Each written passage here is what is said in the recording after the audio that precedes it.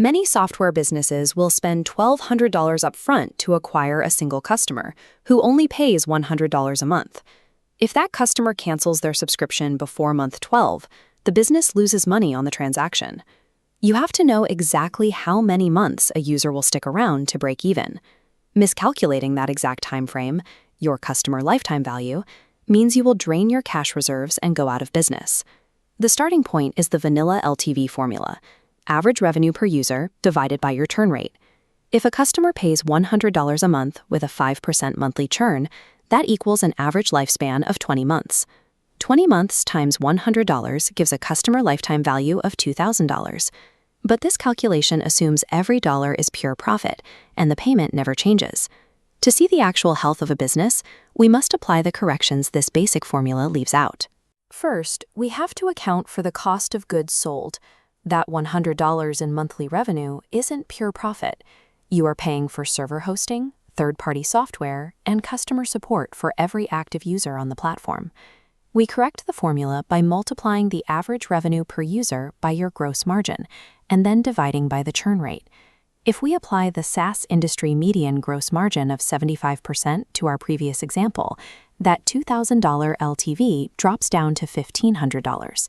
Ignoring delivery costs means you will overspend on marketing and acquire customers at a permanent loss.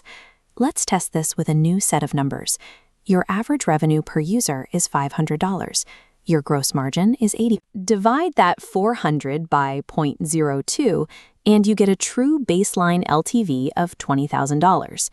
Locking in this margin correction is a mandatory first step.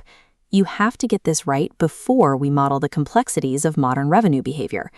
Today, a large portion of software companies use hybrid or usage-based pricing models. This graph shows why the baseline formula fails. It assumes a customer's monthly payment remains perfectly flat over their entire lifetime.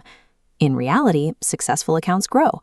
A customer might start on a $100 entry tier in month 1, but as they integrate the product and consume more resources, their billing naturally scales up to $300 by month 6.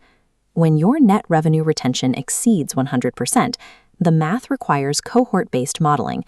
You track specific groups of users from their sign-up month to measure exactly how their revenue expands. A customer's ultimate worth is driven by how deeply they integrate the product into their workflow. Accurately valuing a business requires tracking this escalating revenue curve, as the starting price is often the lowest amount a successful user will ever pay. Once you have your true, fully corrected LTV, you weigh it directly against your customer acquisition cost. The absolute minimum survival threshold for a SaaS business is a 3-to-1 ratio. For every dollar spent acquiring a customer, you must generate $3 in lifetime value. Hitting a 4-to-1 ratio or higher signals that you have a highly efficient, profitable growth engine.